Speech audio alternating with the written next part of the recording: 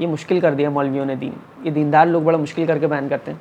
खूबसूरत सा जो है ना नौजवान चलते हुए आया, नूरानी चेहरा लेके माशाल्लाह। अल्लाह अकबर। तो ख़वातीन के बालों पे शर्र जन्नात सबसे पहले आशिक होते हैं, आशिक होते हैं, आशिक। बेशक तो जो ऐसा लोग ही है। आपको सुनना चाहते हैं वो आपको पढ़ना भी चाहते हैं कि आप लिखते कैसा हैं। तो मैंने निकाहनामा उठाया है, सीधा हॉल से बाहर, दूसरी कोई बात ही नहीं सुनी। इसी चक्कर में तो आपने मेरा वलीमा अटेंड नहीं करा, जबकि मैंने तो बोला था गाने भी नहीं बजाऊंगा मैं। सही है। पता है लोगों का कमेंट प्यार दिखाना, व्हाट्सएप ग्रुप किस तरह से उसके ऊपर लाइक्स वगैरह, सोशल मीडिया के ऊपर तो माशाल्लाह अपनी वाइफ जोजा मोहतरमा से मास्टरबेट करवाना। क्या लोग ये समझते हैं कि 24 घंटे बैठ के सिर्फ मैं बयान करता हूँ? जैसे ही एआई मार्केट में आया ना, अब तो डेवलपर का काम हो गया, मतलब मार्केटिंग वालों का काम खत्म हो गया। इसके साथ एक और गुड न्यूज़, और वो स्पेशल इंडियंस के लिए। कि दीन आया कि आसान है, मुश्किल है, ठीक है, या हमें दिखाया जा रहा है मुश्किल तरीके का। कि तकब्बुर करना वाजिब है। अभी सुन लेंगे तो उनको अफसोस रह जाएगा। काजी साहब सदा के फारिग हैं। काजी साहब आके 2 घंटे पहले पढ़िए। मोबाइल है, कुरान पाक इसके अंदर मौजूद है पीडीएफ में। ये मैं मोबाइल वॉशरूम भी ले जा सकता हूँ, गिर जाए तो गुनाहगार भी नहीं होगा। अस्सलाम वालेकुम, कैसे हैं आप? वालेकुम अस्सलाम, अल्हम्दुलिल्लाह। आप सुनाए खैरियत से? वरना तकरीबन मेरे ख्याल से 2-3 साल 4 साल कुछ हमें साथ हुए। जी। आप एक आध दफ़ा कभी ऑफिस आए, आपने बोला नहीं आपकी लोकेशन अच्छी है, यहाँ पे हम शूट करेंगे, बात करेंगे, गपशप करेंगे। 4 साल के बाद मेरे ख्याल से ऑलमोस्ट 4 साल हो गए ना हमें। बिल्कुल ऐसे ही। 4 साल के बाद जो है हमें साथ बैठने का मौका मिला कैमरे के आगे। अल्हम्दुलिल्लाह, वैसे तो साथ चलता रहता है, लेकिन कैमरे के आगे 4 साल के बाद बैठे हैं। हमारे ताल्लुक की इब्तिदा पे फिर कुछ कह दें आप, कहाँ से हुई है, क्या हुआ है, लोगों को पता लग जाए। हमारा ताल्लुक तो वैसे तो बड़ी अच्छी जगह से हुआ। हम तो एतकाफ़ में मिले थे। जी अल्हम्दुलिल्लाह। मैं आपको बताऊं ना, उस वक्त तो मेरे ख्याल से ये मैंने आपसे जिक्र नहीं किया या करा होगा वल्लाह आलम, लेकिन मैं और सज्जाद, सज्जाद मेरा दोस्त है और आप भी जानते हैं बेहतर, और बाकी ऑडियंस वगैरह भी, जो मेरी ऑडियंस है वो बेहतर जानती है बहुत। अच्छा। ठीक है ना। तो सज्जाद और मैं बैठे हुए थे, मैं एतकाफ़ में बैठने के लिए आया था, तो एक खूबसूरत सा जो है ना नौजवान चलते हुए आया, चलता हुआ आया, नूरानी चेहरा लेके माशाल्लाह। तो नियत करने के लिए और मस्जिद में जमा थे, तो आपने भी नियत बांधी, हमने भी नियत बांधी, और वहाँ से कारवां चलता गया, सफ़र है, आगाज़ हुआ हमारा कुछ अल्हम्दुलिल्लाह 7 का माशाल्लाह। वैसे मैं जो है ना, वो आपकी जो चाल थी ना उस वक्त की, वो जो है ना मेरे जहन से नहीं जाती है बिल्कुल भी। पहली जो झलक थी ना, पहली जो झलक जी, ठीक है, जो झलक थी ना, और उसके बाद जो रिस्पेक्ट थी ना, अल्हम्दुलिल्लाह अल्लाह ताला जो है ना आपको इसी तरह से जो है इज़्ज़त में आपके इजाफा करता रहे। आप माशाल्लाह ज़्यादा एक्टिव हैं बस सोशल मीडिया के ऊपर, तो खूब माशाल्लाह बयानात, क्लिप्स, और लेकिन जो है ना आप इन पर्सन राइटर भी हैं जितना मैं आपको जानता हूँ। जी अल्हम्दुलिल्लाह। ठीक है, और माशाल्लाह आपकी 2 बुक्स भी आ चुकी हैं। जी अल्हम्दुलिल्लाह। ऐसा ही है, और वो माशाल्लाह हिट भी हुई हैं, और गालिबन जितना मुझे पता है वो पाकिस्तान से ज़्यादा इंडिया में बहुत ज़्यादा। ऐसा ही। ठीक है, अब मेरे को ये बताएं तीसरी बुक का क्या सिनेरियो है, कब लॉन्च हो रही है, इन प्रोग्रेस है, नहीं है? हाँ अल्हम्दुलिल्लाह इन प्रोग्रेस है, इस तौर पे कि काम चल रहा है। आ रही है तीसरी बुक, मतलब तीसरी बुक पे काम चल रहा है मेरा, और काफ़ी महीनों से चल रहा है। यानी यूँ समझेंगे, जो सेकंड बुक थी ना मेरी, वो अभी पब्लिशिंग के ड्यूरेशन में थी, उसी दौरान मैंने तीसरी बुक स्टार्ट कर दी थी अल्हम्दुलिल्लाह। स्टार्ट कर दी थी माशाल्लाह। और तहरीरी काम जो है ना, वो जो वाकई तहरीरी काम हो, वक्त मांगता है। सही, वक्त मांगता है, बिल्कुल बहुत अच्छे अंदाज से आपको टाइम देना पड़ता है, और सारी लाइफ रूटीन को, सारी चीज़ों को मैनेज करके आप टाइम निकालते हैं। तो उस पर अल्हम्दुलिल्लाह काम चल रहा है, तकरीबन हो चुका है मुकम्मल। मैं टॉपिक ज़रूर इस पॉडकास्ट में उसे बता देता हूँ। टॉपिक उस किताब का यूँ है कि टाइटल तो नहीं बताऊँगा मैं, टाइटल नहीं बताया, लेकिन एक सरसरी उसकी थीम बता देता हूँ। थीम इंडेक्स कुछ होता है ना, जैसे थीम यूँ है कि अवामिर और नवाही। अवामिर और नवाही ये समझाता हूँ। अवामिर और नवाही के फ़ायदे और नुकसानात, यानी वो अहकामात कि जो अल्लाह ने हमें करने को फरमाया, नबी इस्लाम ने फरमाया ये करने हैं, उसे कहते हैं अवामिर। ठीक है, नमाज़ पढ़ें, रोज़ा रखें, दाढ़ी रखें, जो करने के लिए फरमाया ना, उसमें हमारा ही फ़ायदा है। तो उसके फ़वाइद पे गौर, उसकी हिकमतों पे गौर, जिस्मानी, तिब्बी, जहनी, साइंसी, हर लिहाज से उस पर बात की गई है अल्हम्दुलिल्लाह, डीप में। नवाही कहते हैं कि जिस काम के करने से अल्लाह रसूल ने मना फरमा दिया, शराब नहीं पीनी, झूठ नहीं बोलना, गीबत नहीं करनी, ये जस्ट एग्जाम्पल्स हैं, सिंपल से, सही है? तो जिससे मना फरमाया ना उसमें भी हमारा ही फ़ायदा है, हर तौर पे हर तरह से हमारा फ़ायदा है। तो इन दोनों सिनेरियोज में किताब लिखी है अल्हम्दुलिल्लाह। ये है तीसरी बुक अल्हम्दुलिल्लाह। तीसरी बुक माशाल्लाह। हाँ, और इसके साथ एक और गुड न्यूज़ है जी, और वो स्पेशल इंडियंस के लिए, माशाल्लाह। इंडिया के लिए इसी के साथ में एक और किताब लिख रहा हूँ अल्हम्दुलिल्लाह, खास इंडियंस के लिए। वो इंडिया के पब्लिशर से पब्लिश होगी, पाकिस्तान में नहीं होगी। हिंदी में तो नहीं लिख रहे? हिंदी अल्फाज, गुजराती अल्फाजों में या हिंदी अल्फाजों में? मेरी किताब आप ये सोचें कि मेरी किताब के लिए ये डिमांड आ रही है कि इसे हिंदी में ट्रांसलेट करें, पब्लिशर बता रहे थे। तो बहुत जल्द वो हिंदी में ट्रांसलेट होने वाली है बुक, रोमन में और हिंदी में। माशाल्लाह। तो असल में मुझे पब्लिशर ने ही जो है वो एक डिमांडिंग टॉपिक दिया है कि इस पे मुफ्ती साहब हम चाह रहे हैं आप लिखें, तो उनकी डिमांड को कबूल करते हुए मैंने कहा मतलब ये तीसरी पब्लिशर को जाएगी और चौथे का काम स्टार्ट हो जाएगा। यूँ आप यूँ समझ सकते हैं सर कि तीसरी जो है वो पाकिस्तान में पब्लिश होगी और चौथी वहाँ दे दूंगा मैं, जो खास इंडिया के लिए होगी। नहीं तो पाकिस्तान, तीसरी जो है पाकिस्तान और इंडिया दोनों में पब्लिश होगी ना, तो वही ना कि पब्लिशर के पास जाएगी और चौथी के ऊपर काम स्टार्ट हो जाएगा। तो इंशाल्लाह इसका लॉन्च कब है तीसरी का? तीसरी का लॉन्च कुछ माह कह सकते हैं, कुछ मंथ में इंशाल्लाह। एज सून, बिल्कुल जी ऐसा ही करीब ही है। तो ये है। ठीक है। बाकी मैं आपको एक और बात बताऊं, कुछ लोग सोचते हैं यार किताबें क्यों लिखी जा रही हैं या किताबें क्यों छप रही हैं, किताबों का तो दौर नहीं है। हर चीज़ की वैल्यू ना, सेल्फ वर्थ जो होती है ना वो बरकरार रहती है, ऐसा नहीं कि बिल्कुल ही ख़त्म हो जाए। हकीकत है। किताबें पढ़ने वाले आज भी हैं, किताबों से फ़ायदा उठाने वाले आज भी मौजूद हैं और बड़े शौक़ से पढ़ते हैं। और एक ख़ास बात मैं आपको बताऊं, जिस शख्सियत को, जिस पर्सनैलिटी को आप लाइक करने लगते हैं ना, उसकी हर चीज़ पसंद होती है, फिर उसकी ज़बान से निकले लफ्ज़ भी पसंद, उसके कलम से लिखी तहरीर भी पसंद। हकीकत बेशक। तो जो लोग आपको सुनना चाहते हैं वो आपको पढ़ना भी चाहते हैं कि आप लिखते कैसा हैं। तो हमारी बुक्स जो जाती हैं ना, उसका एक बड़ा ज़रिया तो सोशल मीडिया है। सोशल मीडिया पे जो वीडियोस देखते हैं हमारी, वही हमारी बुक्स मंगवाते हैं। पूरे पाकिस्तान में, सिर्फ पाकिस्तान की अगर मैं बात करूँ, पूरे पाकिस्तान में माशाल्लाह डिलीवर हुई है हमारी बुक्स, सोशल मीडिया के ज़रिए लोगों ने। नहीं माशाल्लाह, आप हम तो चले, आप तो समझे पोस्ट करते, जो भी आपकी टीम वगैरह है वो तो पोस्ट करती है, तो आप खुद इतने मसरूफ़ टाइम के अंदर नज़र नहीं रख सकते, लेकिन एज अ नॉर्मल पर्सन और आपका कुलीग, जी ठीक है, तो हमारी तो नज़र होती है। मैं आपकी हर वीडियो देखूं या ना देखूं, मुझे एक अंदाज़ा चल रहा होता है कि इस वीडियो के ऊपर क्या चल रहा है, क्या नहीं चल रहा, जबकि मेरे पास आपका कोई भी बैकएंड सब नहीं है चीज़ें, फिर भी मेरे को एक अंदाज़ा हो रहा था लोगों का कमेंट, प्यार दिखाना, व्हाट्सएप ग्रुप किस तरह से, उसके ऊपर लाइक्स वगैरह। तो माशाल्लाह सोशल मीडिया के ऊपर तो मैंने इसीलिए आपसे इनिशियली पूछा था, सोशल मीडिया के ऊपर तो माशाल्लाह, ठीक है ना, अल्हम्दुलिल्लाह ऐसा सीन है। और लेकिन जो है ये किताबों वाला सिलसिला जो है ना, ये चंद लोगों को पता था। और जैसे आपने बोला ना कि भाई हर चीज़ की एक इट सेल्फ अपनी वैल्यू है, तो मैं आपको इसको जो है ना आईटी के तरह से समझाता हूँ या बताने की कोशिश करता हूँ कि एआई, जैसे ही एआई मार्केट में आया ना, तो जो नॉर्मल लोग थे ना, सुनी सुनाई बात कर रहे थे ना, वो बोल रहे थे अब तो डेवलपर का काम ख़त्म हो गया, सोशल मीडिया वालों का, मतलब मार्केटिंग वालों का काम ख़त्म हो गया।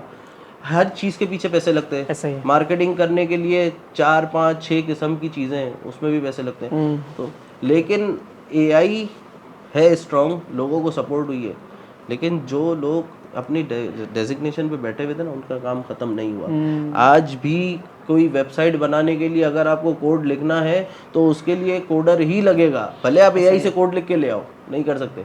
तो इसी तरह करके जो आवाम है ना, जो किताब पढ़ने वाली आवाम है या इस तरह की जो आवाम है, वो पढ़ेगी, बिल्कुल ऐसे ही, ठीक है। भले जदीद दौर है, लेकिन वो अमेज़ोन पे खरीद के पढ़ेगी, ऑनलाइन खरीद के पढ़ेगी। ऐसा नहीं है कि जो है ना सिर्फ वीडियो देख के गुजारा करेगी। वीडियो देखने वाली भी आवाम है, पढ़ने की तादाद बिल्कुल ही ख़त्म हो जाती तो सारे पब्लिशर्स बंद हो जाते। कोई भी इसमें बाय प्रोफेशन ना चल रहा होता ना, बाय प्रोफेशन लोग चल रहे हैं, अपनी अपनी जगह है। हाँ, अप्स एंड डाउन जरूर आ जाता है, ऐसा ही है, बिल्कुल। दौर चेंज हो रहा है, जदीद दौर आ रहा है, चीज़ें चेंज जरूर हो रही है।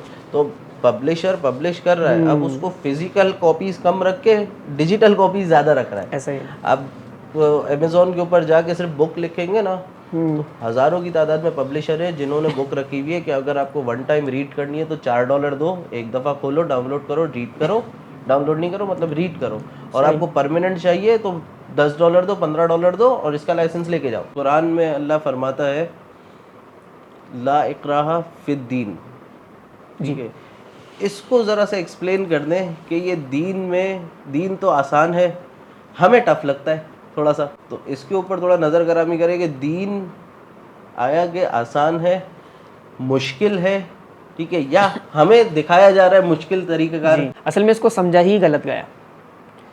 आयत का सिनेरियो, पस मंज़र, थीम, तफसीर, माना, मफ़हूम, मीनिंग्स जब गलत अंदाज से समझी जाएगी ना, तो फिर हुदल लिन्नास भी है, लोगों के लिए हिदायत भी है, और इसी से लोग गुमराह भी होते हैं, यही कुरान बताता है।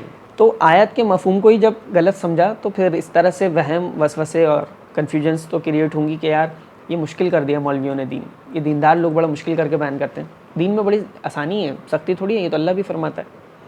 अब बहुत अच्छे से इसको समझेगा और बहुत ईजी है समझना।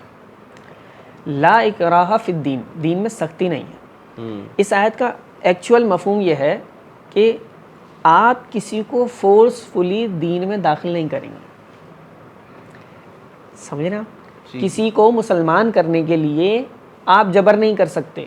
ला इकराहा फिद्दीन यह है कि आप दीन में किसी को फोर्सफुली दाखिल नहीं कर सकते। तो कुरान में अल्लाह जो फरमाते हैं ना, ला इकराहा फिद्दीन, इसका सिनेरियो एक्चुअल जो मफहूम है ना वो ये है कि दीन में दाखिल करने के सिलसिले में जबर नहीं है, सख्ती नहीं है। अब जब कोई कलमा इस्लाम पढ़ के दीन में दाखिल हो गया, जैसे ही वो दीन में दाखिल हुआ ना, अब जितने कुरान के, अहादीस के, नबी के फरमान के, शरीयत के अहकाम और सारी चीज़ें उस पर लागू होंगी।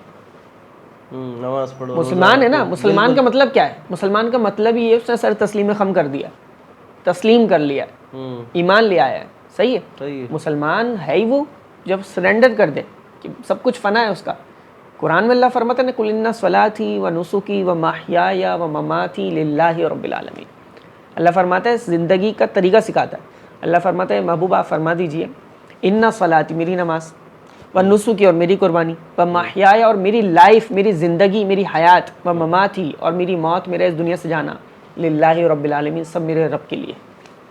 हकीकत ऐसा ही है, सही है, बिल्कुल ऐसा तो ही है। असल बात यह है कि भाई इस्लाम में दाखिल करने के सिलसिले में तो जबर नहीं है, लेकिन जब आप दायरे इस्लाम में आ जाएंगे, मुसलमान हो जाएंगे, तो वो सारे अहकामात आप पे मानना लाजिम होंगे, अपनी ख्वाहिशात को कुर्बान करना पड़ेगा, वरना तो फिर दीन का शराज़ा ही बिखर जाएगा, बंदा कोई दीन पे अमल नहीं करेगा।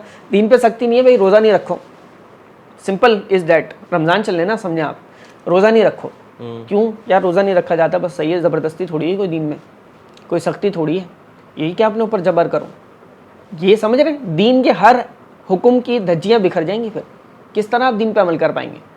जबर करना पड़ेगा अपने नफ्स पे। अच्छा शेख साहब, ये तो आपकी बात जो है बेहतर मैं समझ गया, जी जी, ठीक है, लेकिन बंदा दीन में दाखिल हो गया है जी, तो अब तो उसके ऊपर जबर हो गया, अहकामात वगैरह सारी चीज़ें जो है अमल करने में अब तो आ गया, अब तो मुश्किल हो गई ना उसको।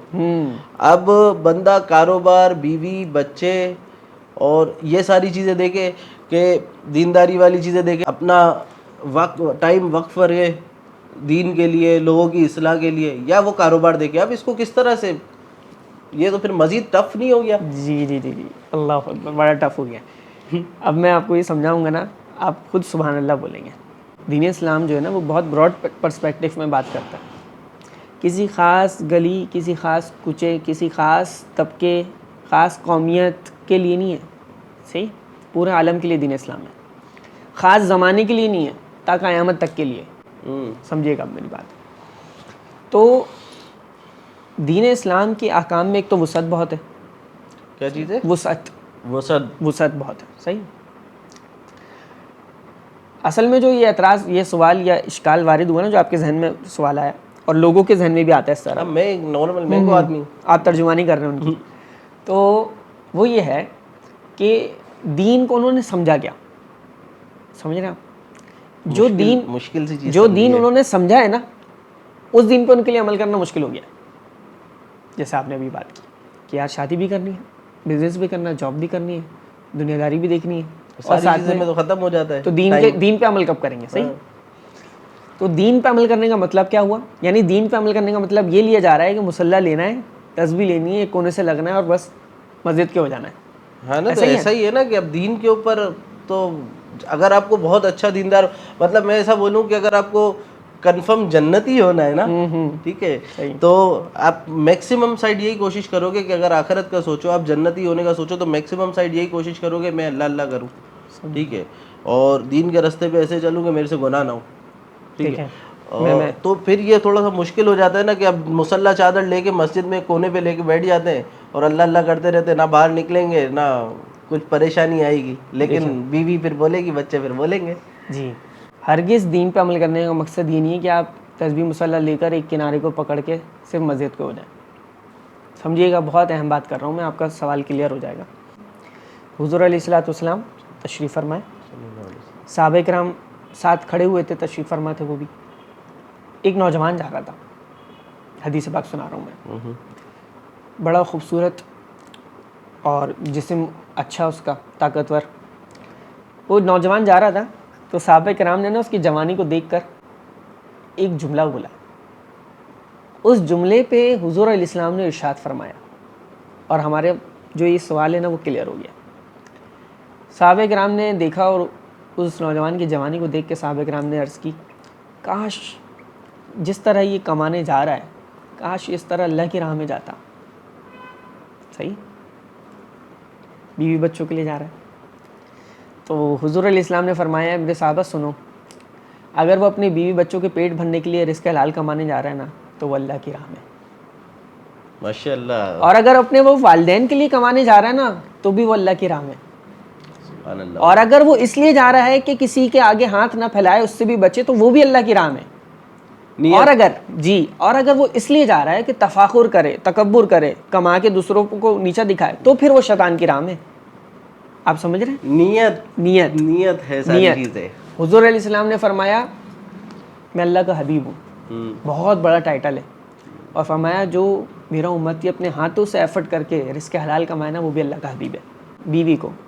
बीवी को आप जो लुकमा खिलाते हैं अपनी कमाई से, अपनी एफर्ट से, अपनी सैलरी से लाकर, फरमाया हर लुकमे के बदले ना सदके का सवाब है। हालांकि वो तो आप फ़र्ज़ पूरा कर रहे हैं, लेकिन सदके का सवाब है। आप इमेजिन करें। तो मैं जो अर्ज़ कर रहा हूँ ना, ब्रॉड पर्सपेक्टिव दीन इस्लाम चाहता है वो ये है, आपका सोना दीन के मुताबिक हो, आपका जागना दीन के मुताबिक हो, आप जॉब दीन के मुताबिक करें, कारोबार, बिजनेस, शादी ब्याह जो कर रहे हैं। आप 24 घंटे के मामलात को देखें, आप दीन पे ही चल रहे हैं, सुबह से उठने से लेके सोने तक, और सो के वापस उठने तक आप वही काम कर रहे हैं जो दीन चाहता है। बस इसमें आपको एहतियात, थोड़ी सी डायरेक्शन दुरुस्त होनी चाहिए, आपकी नियत सेट हो, सही है, और कुछ एहतियातें शामिल हो। बाज़ औक़ात इंसान को दीन की तालीमात और अवेयरनेस नहीं होती तो वो बेहतियाती कर जाता है और अपना मल ज़ाया कर देता है। तो ये होता है इसमें। तो आप समझ पाए मेरी बात? आपका सवाल क्लियर हुआ? मैं बिल्कुल क्लियर हो गया कि दीन को मुश्किल दिखाया जाता है, जी, समझाया जाता है कि ये अच्छा करो, एक और करो। इस जुमले को थोड़ा सा दुरुस्त करेंगे हम। दिखाया नहीं जाता, लोग देखते हैं, क्योंकि दिखाया जाने से ये दीनदारों पे एक इल्ज़ाम आ रहा है। लोग खुद ही देख रहे हैं भाई, मुश्किल। मैं आपको एक बात बताऊं अब्दुल्ला भाई, आप मुझे अच्छे से जानते हैं ना पर्सनली, बिल्कुल। मुझे ये बताएं, या मैं लोगों से पूछना चाहूँगा, क्या लोग ये समझते हैं कि 24 घंटे बैठ के सिर्फ मैं बयान करता हूँ? अगर सिर्फ दीनदारी की बात करें, अगर हम जैसे लोग दीनदार हैं, सही, आप हमें दीनदार समझते हैं ना कि दीनदार हैं, ये दीन पे पक्का चल रहे हैं, तो क्या मैं 24 घंटे तस्बीह पढ़ता हूँगा या 24 घंटे बयान करता हूँ? हाथ में लेके घूम रहे हो, तस्बीह तो माशाल्लाह पढ़ते होंगे, हम नहीं। मैं प्रैक्टिकली लाइफ अर्ज कर रहा था कि आप जानते हैं पर्सनली हम भी एक जॉब कर रहे हैं, या हमारे दोस्त साहब मिलकर जो भी है, ठीक है, वर्क कर रहे हैं, कोई बिज़नेस कर रहा है, कोई दीनदार बंदा, लेकिन हम साथ में दीन भी चला रहे हैं, चल रहा है सब। तो दीन पे चलना ईजी है। पर्सनली मैंने आपको अपनी एग्जांपल दे दी, सही है, हम सब कुछ कर रहे हैं। अभी आपने खुद ही डिस्कस किया, पूछ लिया तो मैंने बता दिया। किताब पे भी काम चल रहा है, सोशल मीडिया पे भी दर्स वगैरह भी अल्हम्दुलिल्लाह चलते रहते हैं, दुरूस। आपका इतवार, हर इतवार आपका दर्स होता है ना? माशाल्लाह अच्छी महफिल है जी। मैं कब शामिल नहीं हुआ हूँ, लेकिन कई सालों से वो रूटीन है हमारी। अच्छा, मैं अर्ज़ कर रहा था, इमाम आज़म रहमतुल्लाहि तआला अलैह, जिनकी तालीमात से पूरी दुनिया ने फैज़ पाया, इतने बड़े इमाम, आप कपड़ों का कारोबार करते थे, बिज़नेस था आपका, बिज़नेस था जी, बड़े पैमाने पे बिज़नेस था, जाना माना बिज़नेस। तो हमारे आइम्मा भी अल्हम्दुलिल्लाह, असलाफ़ की आप सीरत उठाएँ, इनके अम्बिया की सीरत उठाएँ, सब प्रोफेशनली जो है वो बिज़नेसमैन थे, तकरीबन अफराद कुछ ना कुछ बिज़नेस करते थे। दीन का काम करने के लिए बंदे को खुददार भी होना चाहिए। खुददारी कितनी ज़रूरी है दीन के काम में, क्योंकि एक मेरे जहन में जो इस सारी चीज़ों का सवाल आया कि ऐसा भी हो सकता है ना कि भाई मैं अल्लाह अल्लाह कर रहा हूँ, मेरा कोई घर चला ले, लेकिन बंदे को खुद को भी खुददार होना चाहिए। तो दीन के अंदर जो है ना, दीन के काम करने के लिए खुददारी कितनी ज़रूरी है? गर्दन को झुका देता है खैरात का पत्थर। गर्दन को झुका देता है खैरात का पत्थर। पत्थर, जहाँ में मांगने वालों के कभी सर ऊंचे नहीं होते। समझ रहे हैं? माशाल्लाह भाई। तो बात यह है, आपने बिल्कुल परफेक्ट पॉइंट पकड़ा है और सही बात की है कि दीन का काम अगर बंदे ने करना है ना रच के, तो खुददार होना बहुत ज़रूरी है। अगर वो खुददारी उसके अंदर नहीं है ना, तो दीन के काम के सिलसिले में फिर दीन को बाज़ औक़ात वो किसी ऐसी सिचुएशन पे पेश कर देगा कि दीन नाउज़ुबिल्लाह मिन ज़ालिक नीचे हो रहा होगा, दुनियादार बंदा और दुनियादारी ऊपर जा रही होगी। समझ रहे हैं? मैं आपको एक पॉइंट समझाता हूँ। तकब्बुर करना हराम है। तकब्बुर करना हराम है, ठीक है? मैं अना ठीक है। एक कंडीशन ऐसी है कि तकब्बुर करना वाजिब है। एक कंडीशन ऐसी आती है, आज तक मेरे टू बी ऑनेस्ट मेरे को नहीं पता कि ऐसा भी है कि जहाँ पर वाजिब है, तकब्बुर करना वाजिब है। ना करेगा तो गुनाहगार होगा। गुनाहगार होगा। वाजिब का मतलब है कि अगर नहीं करा ना, वहाँ पे बदमाशी से नहीं आया ना अगर, तो गुनाहगार होगा। ऐसी कौन सी जगह है? देखें, ये खुददारी के सिनेरियो में मुझे याद आई बात।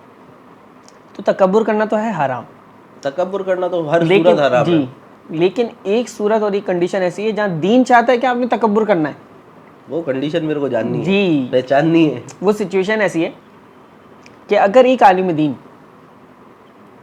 किसी मुतकब्बिर शख्स के सामने पेश हो रहा है, मीन्स कि एक सामने जो शख्स है उसके अंदर अकड़ है, अना है, तकब्बुर है, कंफर्म बात है, और वो दीनदार बंदे को किसी खातिर में नहीं लाएगा। जैसे कि वो अक्सर और चलते कि हाँ मौलाना मुफ्ती होगा अपने घर का, ठीक है, हम तो सेट कर लेंगे। दीन जो है ना, दीन जब आजिज़ी करनी है आपने, फलदार दरख्त झुका हुआ होता है। जो अल्लाह के लिए आजिज़ी करता है, हदीस है पाक कंजुल उमाल की हदीस है, जो अल्लाह के लिए आजिज़ी करता है अल्लाह सातों आसमानों तक उसको इज्जत अता फरमा देता है। सही? यानी आजिज़ी तो दीन का पैगाम है, लेकिन हम ये समझ रहे हैं कि तकब्बुर करना वाजिब कैसे। तो फरमाया, जब कोई आलिम दीन जिसके सीने में कुरान और हदीस का इल्म और नूर है, वो किसी ऐसी सिचुएशन पे आ जाता है कि सामना हो रहा है उसका किसी मुतकब्बिर इंसान से, तो यहाँ पे आलिम पर वाजिब है कि वो तकब्बुर करे उसके सामने। एक आलिम दीन का सामना मुतकब्बिर शख्स से होगा तो उस पर वाजिब है इस मकाम पे कि वो तकब्बुर का इजहार करे। अगर वो तकब्बुर का इजहार नहीं करेगा तो वो दीन को नीचा कर देगा और इस सिलसिले में वो गुनाहगार होगा। यानी आप अंदाज़ा करें, तकब्बुर करना हराम, सख्त गुनाह है कबीरा, लेकिन यहाँ तकब्बुर ना करने की वजह से वो गुनाहगार हो जाएगा। तो ये किस सेंस में मैंने बयान की, क्या बात चली थी हमारी? खुददारी। ठीक है, खुददारी की वजह से तकब्बुर करना जायज़ हो रहा है उसके लिए। ये खुददारी तो जाहिर हो रही है एक दीनदार बंदे की। सही? अच्छा, मैं आपको पर्सनली एक मिसाल लेता हूँ अपनी, मेरा एक एक्सपीरियंस है। मैंने कहीं डिस्कस तो नहीं किया आज तक, मुझे याद पड़ता है ऑन रिकॉर्ड, लेकिन इधर कर देते हैं।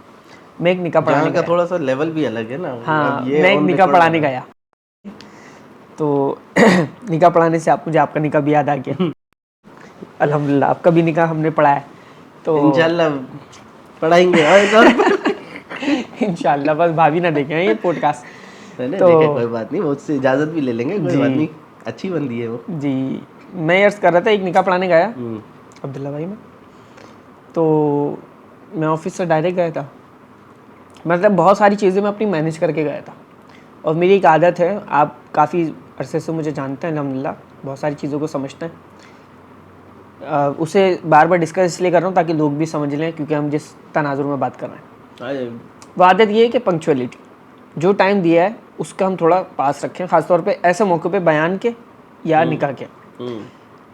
मैं आपको एक बात बताऊँ, पर्सनली मुझे ये पसंद नहीं है, जब मैं बच्चा था मैं तब की बात कर रहा हूँ, मुझे वो मंज़र अभी तक याद है कि काजी साहब निकाह पढ़ाते हैं, निकाह पढ़ा के कोने में जाके बैठते हैं, बिल्कुल इग्नोर है अब वो काजी साहब, ठीक है, कोई उनकी उस वक्त में वैल्यू नहीं, कोई उन्हें देखेगा भी नहीं, कोई पूछेगा भी नहीं। अब वो खाने के इंतज़ार में बैठे हुए, जब तक खाना नहीं खुलेगा काजी साहब नहीं जाएंगे। वो उधर मनीहियात शरिया हो रही हैं, यानी वो गुनाहगार हो रहे हैं वहाँ बैठकर, गाने चल रहे हैं, समझ रहे हैं आप? जब तक मौजूद है अपनी मौजूदगी में गाने तो रुकवा दिया आपने, आप निकाह पढ़ाएं, फिर आप चले हैं भले, सही है, लेकिन आपकी मौजूदगी में गाने नहीं चले।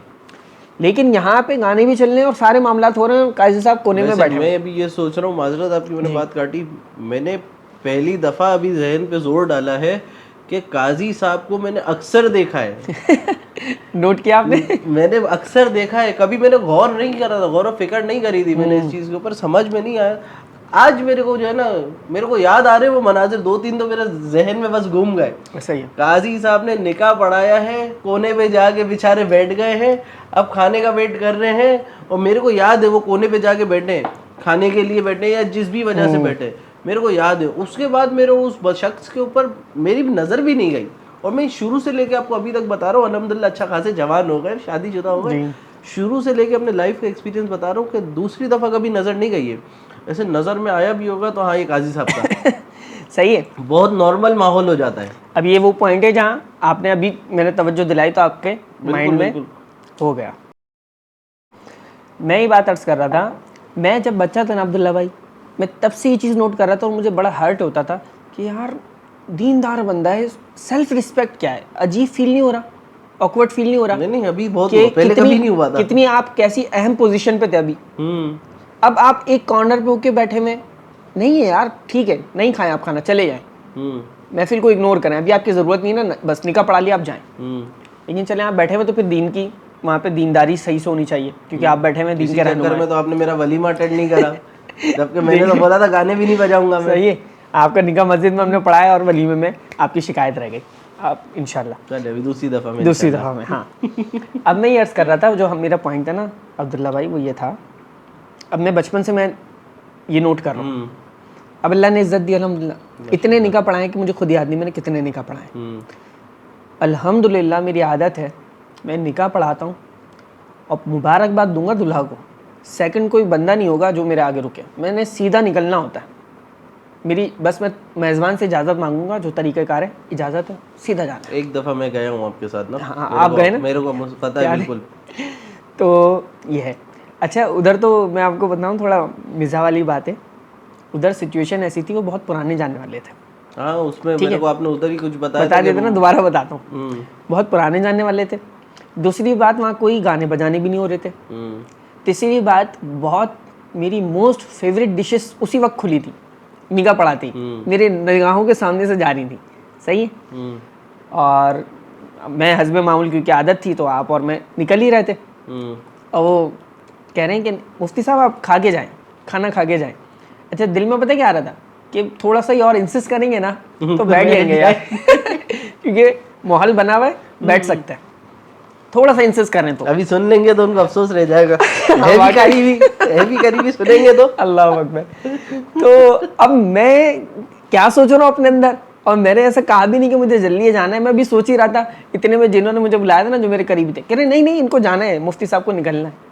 वो आपने पहले से अपना एक बनाया हुआ था, ऑरा बनाया हुआ था कि भाई मैं निकाह पढ़ाऊंगा, जज़ाकल्लाह शुक्रिया, और मैं चला जाऊंगा। जी। तो आपने एक पहले से उनके दिमाग में बात डाली हुई है, मेरे जैसा बंदा भी होगा ना कोई जो आपको थोड़ा बेहतर जानता है, आपके मिजाज को बेहतर जानता है, तो मैं अपने सारे चाहने वालों को साइड कर दूंगा, नहीं इनको तक नहीं करो, इनको जाना है, आप चले जाए। अब भले आपके मन में लड्डू फूट रहा है, वो अपने तौर पर उन्होंने सही किया, लेकिन मैं अपने अंदर सोच रहा अभी तो पूछ लेते। फिर हमने उस दिन बाहर डिनर किया था, आई थिंक, है ना। अच्छा मैं ये सारी निकाह वाली जो सिचुएशन में निकाल के लाया ना, खुददारी पे हम डिस्कस कर रहे थे, दीन के काम करने वालों के लिए खुददारी कितनी ज़रूरी है, उस पर हम ये डिस्कस करते हुए आए। अच्छा मेरे साथ तो अक्सर ये होता है कि निकाह पढ़ा के ना वो कह रहे होते हैं कि फ़ीस के लिए, मतलब खाना तो एक दूसरी एग्जाम्पल है, फर्स्ट एग्जाम्पल ये कि फ़ीस के लिए काजी साहब खड़े होते हैं, फ़ीस का हो जाए, फ़ीस मिल जाए तो निकले, तो सामने आपका भाई निकाह पढ़ाता है, फीस का अगर वो कह भी रहे हो ना, देते रुके, आप ट्रांसफ़र कर दिएगा, बाद में देख लेंगे, जानने वाले ना, लिंक वाले ना, कोई मसला नहीं, हो जाएगा। निकाह पढ़ा के निकाह कहीं से तो लिंक आया ही है, निकाह नामा तो लेना ही है ना, कोई पैसा कहीं नहीं जा रहा भाई, इज्जत पहले। चला भी जाए अगर तो इज्जत से बढ़कर नहीं है, 2-5-10 हज़ार रुपये। अच्छा मैं आपको बड़ी इंटरेस्टिंग बात अपना एक्सपीरियंस शेयर कर रहा था, जो हमने अपनी गुफ्तगू को बड़ा तवील कर लिया और बड़ी इंटरेस्टिंग बातें बीच में आ गई। वो ये था, मैं ऑफिस से वापसी में निकाह पढ़ाने गया हूँ। अच्छा आपके उससे भी थोड़ा लिंक है इसका ना, प्रोफेशन से, सेकंड प्रोफेशन आपका। तो अब मैं जनाब निकाह पढ़ाने पहुंचा हूं, आदत मैंने आपको अपनी बता दी। मैं कहता हूं आप डॉट टाइम पे मुझे बताएं कि एग्जैक्ट इस पे आना है, मैं लेट नहीं होऊंगा इंशाल्लाह। ज़्यादा क्या वेट ही नहीं करवाऊंगा, लेकिन मुझे वेट ना करवाया जाए। ये बिल्कुल ऑकवर्ड सिचुएशन होती है मेरे लिए। के भी खिलाफ है वैसे कि एक आलिम दीन को थोड़ी सी लोगों से ज़्यादा रिस्पेक्ट करनी चाहिए, अगर आप कर सको तो। ये एक अजीब और ऑकवर्ड सिचुएशन है कि आप बैठे हुए, अब दुल्हन वाले आ रहे हैं, अब दूल्हा वाले आ रहे हैं, मतलब हमारा टाइम इतना फजूल है। सही है, आप समझिएगा। बुला के बैठाया हुआ है, ना दुल्हन है ना दूल्हा है। मैं यही बात अर्ज कर रहा हूँ, मुझे ये सबसे ज़्यादा ऑकवर्ड सिचुएशन लगती है, अजीबोगरीब, कि आप बैठे हुए हैं, बिल्कुल आप सदा के फारिग हैं। काजी साहब को टाइटल बना रहा हूँ मैं अपने लिए नहीं कह रहा। काजी साहब सदा के फारिग हैं, काजी साहब आके 2 घंटे पहले बैठ जाएं, बाराती आएंगे, दूल्हा वाले आएंगे, दुल्हन वाले आएंगे, फिर उनके बड़े आएंगे, फिर गवाह जो बनेंगे वो आएंगे, तो निकाह होगा। तो भाई जब सब आ जाए ना तब बुलाना आप। मैं यहाँ तक आपको बताऊँ, मैं जा रहा होता हूँ, मैं कॉल पे गाइड कर देता हूँ, इनका NIC ले लें, लड़कों का ये ले लें, लड़की वालों का ये ले लें, और बिल्कुल रेडी। और फॉर्म भी फिल नहीं करता मैं, पिक्चर्स लूँगा, बाद में फिल होगा। मेरे साथ तो हुआ है सारी चीजें। सही, ये कैमरे के लिए सही है। अब हुआ वहाँ ये कि एक तो मैंने किया वेट किया ना, तो थोड़ा मूड स्पॉइल हो गया। बस ठीक है, कोई बात नहीं, इट्स ओके। वेट कर लिया। वेट करने के बाद जब जनाब मैं निकाह पढ़ा रहा हूँ, हक महर का मामला आता है, तो इंदर तलब लिखा मैंने, एग्जैक्ट मुझे याद नहीं, इंदर तलब लिखा या मौजल या गैर मौजल लिख दिया, जो भी मैंने लिखा। दूल्हा भी राजी, उस पर दुल्हन वाले भी राजी। उनका जो एक बड़ा था ना, वो खड़ा हुआ मेरे सर पे, और वो शुरू से ही टेढ़े अंदाज से सबके सामने टेढ़े अंदाज से मुझे टैकल कर रहा है, जैसे मैं कोई हूँ बच्चा। तो या कोई आम आदमी, बच्चा नहीं जी, अगर बच्चा या आम आदमी। तो मैंने उन्हें कहा कि ये निकाह मैं पढ़ा रहा हूँ, आप पढ़ा रहे हैं। मैंने बहुत लाइटर मूड में कहा। वो बड़े अजीब ट्यून में मुझसे बात कर रहे थे। आपने दूसरा प्रोफेशन बोला तो वो तो विदक गया होगा इस बात पे, समझ रहे हैं कैसे बात कर रहे हो। हाँ, वो दूसरा प्रोफेशन में बताता हूँ ना अभी। उसने कहा कि जनाब आप मुझे ना बताएं, हम ऐसे ही होते हैं, एडवोकेट हूँ, मेरा रोज का काम है ये। हम ऐसे ही होते हैं। इस ट्यून में जब उसने मुझसे बात की, यकीन माने फिर जो मेरा रिएक्शन था ना, जब उसने इस ट्यून में मुझसे बात की है ना, मैंने निकाहनामा उठाया है, मैंने जिन्होंने मुझे बुलाया था ना, मैंने कहा इनसे पढ़वाया बाप निकाह, सीधा हॉल से बाहर। तो दूसरी कोई बात ही नहीं सुनी मैंने, पीछे वो आए थोड़ा, लेकिन मैंने कहा ना, मैं सीधा बाहर और वापस अपने घर पे आ गया। अब मैं आपको एक बात बताता हूँ, तकब्बुर और मुतकब्बिर एग्जैक्ट एग्जाम्पल आप समझ, बिल्कुल प्रैक्टिकली सही है। अब मैं ये समझता हूँ कि अगर मैं उस वक्त में वहाँ नहीं आता और अपनी इंसल्ट बर्दाश्त कर लेता, समझ रहे हैं आप, तो वहाँ जितने मौजूद लोग थे ना, उन सबके सामने काजी की इंसल्ट होती कि इनकी इज्जत इतनी होती है, इनसे कोई भी किसी बिहेव के साथ किसी भी एक्सेंट और ट्यून में बात कर सकता है, से जो है ना, हाँ, सही है, जलील कर सकता है, ख्वार कर सकता है, जो दिल जाए। अल्हम्दुलिल्लाह मेरे रिएक्शन ने लोगों को प्रैक्टिकली ये सिखा दिया कि संभल के बात करनी चाहिए। हर कोई इस तरह का नहीं होता कि आप उससे इस अंदाज से बात कर सकें।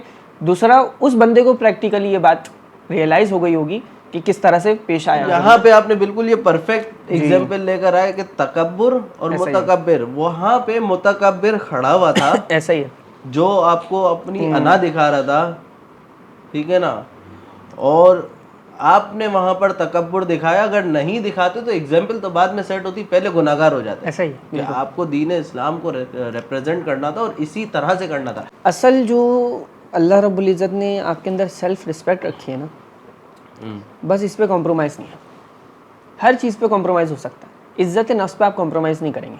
बीइंग अ मुस्लिम आपको सिखाया भी यही जाता है कि आप मतलब आप ये देखें, एक आम एहतराम मुस्लिम जो है ना, पूरा एक टॉपिक है ये, बहुत डीपली टॉपिक है एहतराम मुस्लिम, सही है। तो मुसलमान एक आम सा हो, लेकिन सिर्फ मुसलमान है, अभी वो हाफिज़ नहीं है, आलिम नहीं है, ये टाइटल आएंगे तो इज़्ज़त प्लस होती जाएंगी। हम जस्ट एक मुसलमान होने की हैसियत से अगर हम उसे देखें ना, उसकी इज़्ज़त नफ्स जो अल्लाह ने रखी है ना, वो उसे बरकरार रखेगा। दीन क्या सिखाता है, चलें और डिस्कस कर लेते हैं। दीन में वाज़ेह हुक्म है, हदीस की रोशनी में मफ़हूम है कि अपने आप को ज़िल्लत के मकाम पे पेश ना करो। आप सोचें, हदीस ही ना करो, बिल्कुल ज़िल्लत के मकाम पे पेश ना करो, या आपको मना है कि आप अपनी इज़्ज़त को दाव पे लगाएं। तो इज़्ज़त नफ्स हर बंदे के लिए, और हर बंदे को इसका ख्याल करना पड़ेगा। जो अपनी इज़्ज़त नफ्स पे कॉम्प्रोमाइज़ करता है ना बंदा, वो कभी भी आपको कामयाब होता नज़र नहीं आएगा। बज़ाहिर और बहुत जल्दी, बहुत अहम वर्ड बोल रहा हूँ, गौर से सुनिएगा, बज़ाहिर और बहुत जल्दी वो ऊपर जाता नज़र आ जाएगा कॉम्प्रोमाइज़ की वजह से, लेकिन वो देर पा नहीं होगा, फ़ौरन नीचे भी आएगा वो। वॉशरूम में बैठने का जो है ना एक ऑरा अलग है सबका। अच्छा। टाइम जो है ना जी। 1-1 घंटा, आधा पौना घंटा जैसे जाके भूल ही गए वॉशरूम में बैठ के।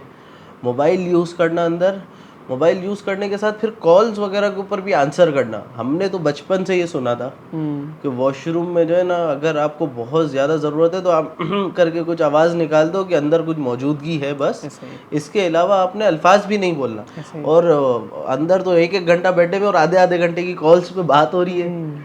इसके ऊपर थोड़ा सा ये आजकल यूथ के अंदर थोड़ा सा चल रहा है। सही कह रहे हैं आप। असल में जो वॉशरूम है ना वो शयातीन की अमाजगाह है, शैतानों का घर है, शरीर जिन्नात का घर है। इस चीज़ को समझें। मैं एक और बात इसी से आपके सवाल से एक और सवाल क्रिएट करता हूँ। जो ख़वातीन होती है ना, ख़वातीन का घरेलू ख़वातीन कुछ आप देखेंगे उनका अंदाज़ ये होता है कि वॉशरूम जाते हुए अपना दुपट्टा साइड पर रखती हैं, वॉशरूम जाती हैं। ख़वातीन के बालों पे शरीर जिन्नात सबसे पहले आशिक होते हैं। बालों के ऊपर सही है, बालों के ज़रिए ही उन पे झपेटा वगैरह आता है। और जहाँ वो अभी जा रही हैं वॉशरूम, वो तो है ही जिन्नात का तो घर है उनका जिधर जा रही है। तो सबसे पहले तो दुपट्टे को अच्छी तरह लपेट के अपने बालों को समेट के जाएं, बालों को सर को ढांप के जाएं। सही है, बेहतर तरीके है जो नमाज वाला कपड़ा बांधती है ना, बिल्कुल वैसे ही बांध के वॉशरूम में आना चाहिए अपने सर को ढांप। जिंदगी में पहली दफ़ा सुना है जी। दूसरी बात ये कि हदीस पाक मौजूद है कि जब आप वॉशरूम जाएं तो ताऊज़ पढ़ें, आऊज़ु बिल्लाहि मिनश शैतानिर रजीम पढ़ लें। और दुआ अगर पढ़ लें, आऊज़ु बिल्लाह अल्लाहुम्मा इन्नी आऊज़ु बिका मिनल खुब्सी वल खबाइस। बेहतर सबसे बेस्ट ये आप दुआ पढ़ें, वरना आऊज़ु बिल्लाहि मिनश शैतानिर रजीम पढ़ लें। फ़ायदा क्या होगा, बेनिफिट सुनें। जब आप वॉशरूम में इंटर होने से पहले ये दुआ पढ़ लेंगे ना, तो शयातीन और आपके सितर के दरमियान अल्लाह पर्दा कायम कर देगा, उनको आपका सितर नज़र नहीं आएगा। समझ रहे आप? समझ गया मैं बात बहुत अच्छे से। ये वो पर्दा है जो आपकी निगाह नहीं देख रही, लेकिन रब की ज़ात की तरफ से ये पर्दा कायम हो गया। कोई इस्लामी बहन इस तरह से जा रही है वॉशरूम और ये तावुज़ भी पढ़ लेगी तो शैतान से पर्दा हो जाएगा। तो ये जितने मामलात ख़राब होते हैं ना, जिन्नात के, असरात के, और सारे ख़वातीन के साथ नहीं होंगे। ये एक एक्स्ट्रा बात थी। और ये आप पॉइंट समझ गए कि कैसा घर है, शयातीन का घर है, जिन्नात का घर है, शरीर जिन्नों का घर है। अब वहाँ पे टाइम स्पेंड करना, बैठना, ये आप अपने आप को ख़तरे पे पेश कर रहे हैं। कॉल के तो अलावा है ये को बात करना, फ़ोन पे बात करने के अलावा है ये कि सिर्फ बैठना। एक साहबी रसूल का अमल सुने। साहबी रसूल रफ़ा हाजत करके, अपनी कज़ाए हाजत करके जल्दी जल्दी वहाँ से फ्री होके आते थे। किसी ने नोट कर लिया, अर्ज़ की कि आप ऐसा क्यों करते हैं? तो उन्होंने अर्ज़ किया कि मैं जल्दी अपनी हाजत पूरी करके यहाँ से इसलिए निकलता हूँ, ऐसा ना हो मुझे यहाँ मौत आ जाए।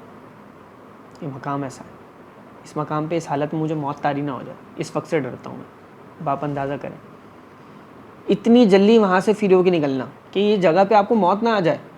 एक और मैं हिकमत आपको बताऊँ। हिकमत ये है कि आप जब वॉशरूम के अंदर जाएंगे तो कौन सा पैर रखेंगे? उल्टा रखते ना। जब आप उल्टा पैर रखेंगे तो आपका ज़्यादा जोर किस पैर पे होगा? उल्टे पे ही होगा, सीधे पे होगा। उल्टा पैर रखेंगे, हाँ उस वक्त सीधे। बहुत लॉजिकल बात समझा रहा हूँ मैं, समझिएगा। ठीक है। दीन की हिकमत समझे, ये किताब वाली बात, किताब वाली बात आ रही है बिल्कुल। जब आप वॉशरूम में इंटर हो रहे हैं, उल्टा पैर अंदर रखेंगे, पैर असल जोर आपका पैर पे जिस पे होगा ना वो है सीधा पैर। सीधा पैर, जब तक दूसरा पैर गड़ नहीं जाता। सही। उल्टा पैर जब तक गड़ नहीं जाता पाँव। इसमें हिकमत पता है क्या? हिकमत ये है कि अगर इस दौरान में आपको मौत आ जाए तो आप वॉशरूम के अंदर ना गिरे, बाहर गिरे। समझ रहे हैं आप? इतनी एहतियात है कि आपको इस मकाम पे मौत ना आ जाए। आप जब वॉशरूम से निकलने पहले कौन सा पैर बाहर रखेंगे? सीधा रखेंगे। फिर से वो मेरे को थोड़ा सा हिकमत समझ में आ गई ना। अब अगर उसमें भी मौत वाक़ई हो जाएगी तो पहले बाहर गिरेंगे आप, क्योंकि इंसान का असल में जो जोर होता है वो सीधे पैर की तरफ ज़्यादा जाता है। ठीक है, कुदरती खुद जो है ना। तो ये है भाई, शरीर जिन्नात की अमाजगाह है। वहाँ पे साहबी रसूल जल्दी से निकल रहे हैं, वो कह रहे हैं यहाँ मौत वाक़ई ना हो जाए। शरई लिहाज से सिर्फ आपको अपना उतना कपड़ा खोलने की इजाज़त है जितनी आपको ज़रूरत है। यहाँ तक इसमें गाइडनेस है दीन के मामले में। तो वॉशरूम में टाइम स्पेंड करना ये किसी तौर पे भी दुरुस्त है। शरई हिसाब से उतना ही सतर्क होना जितनी ज़रूरत है, ऐसा ही है। ये भी एक ये बहुत अहम बातें हैं जिसकी लोग ख्याल नहीं रख पाते, तो ये बिल्कुल गलत है। इसका नुकसान होगा रूहानी तौर पे भी। और इसी में अगर फ़ोन पे बात कर रहे हैं तो उसमें कुछ और एक्स्ट्रा है या यही फ़ोन है क्योंकि बात करने के अंदर बात करना मकरू है, ये है। और अगर कोई खुदा ना खास तो कोई मोतबर बात निकल गई मुंह से, कोई अल्लाह का नाम निकल गया तो आप अच्छा, ये गुनहगार भी चेन होंगे। लॉकेट वगैरह और पहना हुआ होता है, उसमें खाने काबा लगा हुआ है, कहीं पे आयतल कुर्सी लिखी हुई है, किसी ने वो बाजू बंद बांधा हुआ है, उसके अंदर जो है ना 70 दफ़ा कलमा पढ़ के लिखा, बहुत सारी चीज़ ऐसी चलती है, तावीज़ वगैरह करके, नज़र की दुआ, जी ये पहन के चले गए वॉशरूम में, जाने अनजाने के अंदर नहाते हुए लोग, गुसल करते हुए फिर लोग इस चीज़ का ख्याल करते हैं। इसको मैं समझाता वॉशरूम के लिए इतना ख्याल नहीं करते। इसको मैं समझाता इसको हूँ। थोड़ा सा जल्दी शॉर्ट मोबाइल पकड़ है, में। जी मोबाइल है, कुरान पाक इसके अंदर मौजूद है PDF में। ये मैं मोबाइल वॉशरूम भी ले जा सकता हूँ, गिर जाए तो बेअदब भी गुनहगार भी नहीं होगा। कब तक? जब तक स्क्रीन पे कुरान पाक शो नहीं हो रहा। जैसे ही स्क्रीन पे आ जाएगा ना, मुझ पर अदब लाजिम है। अब मैं ये वॉशरूम नहीं ले जा सकता इस हालत में, मोबाइल के स्क्रीन पे कुरान खुला हुआ है, समझ रहे हैं? जब तावीज़ की वो लिखाई, कलमे की वो लिखाई, मोतबर चीज़ों की वो बनावट जाहिर नहीं है, पोशीदा है, समझ रहे हैं? तो उसका अदब उस तरह से लाजिम नहीं होगा कि आप वॉशरूम नहीं ले जा सकते। ठीक है, सही है ना? लेकिन जैसे ही जाहिर होगी सूरत तो उसका अदब वैसे ही लाजिम हो जाएगा। इसमें एक और चीज़ छोटी सी ऐड करूंगा, ये तो आपने तावीज़ का बता दिया, तावीज़ किसी चीज़ के अंदर बंद है जी, इतना मसला नहीं है। एक मैं बचपन में पहनता था, मुझे शौक था, आयतल कुर्सी की या 4 कुल का तरह से जो ना माला आती है, लॉकेट आता है, अच्छा, जिसमें बाकायदा पूरी 4 कुल लिखे हुए हैं, या आयतल कुर्सी लिखी हुई है, या नज़र की दुआ, जो भी XYZ लिखा हुआ है, वो मैंने चेन में पहनी हुई है, और यहाँ पे कपड़े के अंदर है। भले इसका बता दे कि कपड़े के अंदर है, लेकिन वो लिखी हुई तो जाहिर ही है ना, कपड़े के अंदर की बात में, वो चेन और ये सारी चीज़ों की बात में, वो चेन पहनना ही सही नहीं है, शरई तौर पे दुरुस्त नहीं है। नहीं, अब जिसने पहनी भी है तो वो तो एक्स्ट्रा, ये तो हमें भी पता है कि जो है ना वो 2.5 माशा चांदी, और वो भी अंगूठी की 4.5 माशा, 4.5 माशा चांदी, वो भी सिंगल अंगूठी की, 2 भी नहीं कर सकते उसका। मर्द को सिर्फ इतना ही अलाउ है, एक नग के साथ इतना ही अलाउ है, उसके अलावा लेकिन पहनते तो है ना जी। अब वो थोड़ी हर किसी आजकल की जबान आप देखिए, मैं आपका सवाल समझ गया उस सूरत में, ये कि अगर उसके आप कह रहे हैं लिखाई दिख रही है, लिखाई दिख रही है, तो गुनहगार होगा, वो नहीं ले जा सकता, नहीं ले जा सकता ना, फिर अगर ले गया तो गुनहगार होगा। एक मेरा जानने वाला है, वो खाने काबा पहनता है, गलत है, बेअदबी होगी।